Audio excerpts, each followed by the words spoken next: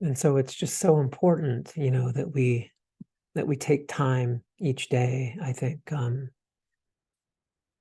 really slow down and to rest our nervous systems, to attune to what we're, to our immediate, embodied, non-conceptual experience. Otherwise, there's a way that we can just find ourselves sort of automatically linking up or being synced up with the speediness, the restlessness, the subtle sort of anxiety field of the collective of this planet right now. This deeply felt sense, which can be quite subtle for many of us, but this subtle sense that there's something wrong, that I'm not okay, that it's just not okay to be who and what I am in this moment. It's not okay to feel what I'm feeling, that there's something primordially unsafe about that. And then, of course, in response to that, we move into some sort of action to remedy that, to correct it. And that can have a real urgency to it. But it's that habitual movement into action, correcting, fixing, even healing, transforming, that in my experience anyway, can generate a deep exhaustion that so many of us can feel in the subtle body, in the feeling body, and also, of course, for some of us in the physical body.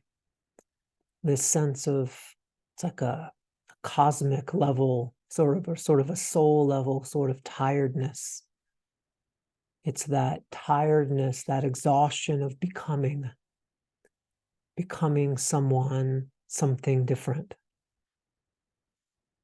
or doing whatever it takes to shift this moment of experience into something other than what it is. And again, this can be very subtle, and it can take some real slowing down to start to see the unique ways that each of us engage in that activity, which has served a vital, protective, adaptation in our lives. And that's just why it's so vital and just so compassionate and so kind to ourselves and to others to take time each day and really to allow our awareness to move out of that conceptual, rational, left brain mode that it's so typically in, thinking and analyzing and commenting on our immediate embodied experience, and shift into more of that right brain way of knowing, that immersion into the here and now, into the feeling body, so that we can really be in contact with these more subtle layers and levels of who and what we are. And I think by doing this, it has a way of preventing our experience, which we're logging experience all of the time, but it has a way of preventing that experience from becoming backlogged, you might say, constipated in the subtle body, in our muscles and our cell tissue, in our neck and shoulders, and the muscles around our eyes, in our bellies, in our hearts, in our throats, and our nervous systems, in that unlived underworld of Persephone and the others who dwell with her there. But within that compassionate presence where we slow down, and just a few times each day, we can just take 5, 10, 15 seconds, 30 seconds, 60, couple minutes if we have it, and just ask, I wonder what it is that I'm experiencing right now in my body without any interpretation,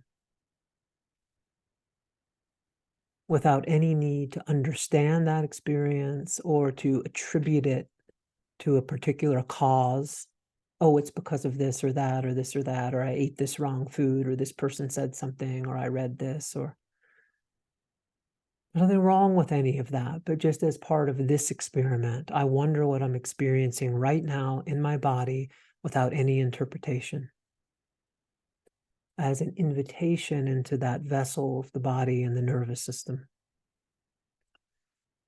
And in this way, our lived, emerging, arising, moment by moment experience can be felt and integrated and released.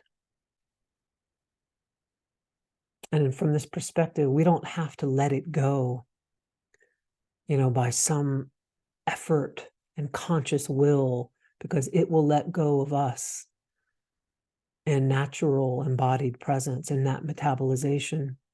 There's a lot of pressure to let go of our anger, of our grief, of our sadness, of our shame. And I appreciate that. I understand that. And we can certainly give that a try. But do these experiences, and even more especially the pieces of soul, the inner figures, the lost children, the lost orphans who are carrying these experiences on our behalf, is that really what they're longing mostly for? Is that really what they need, is to be let go of?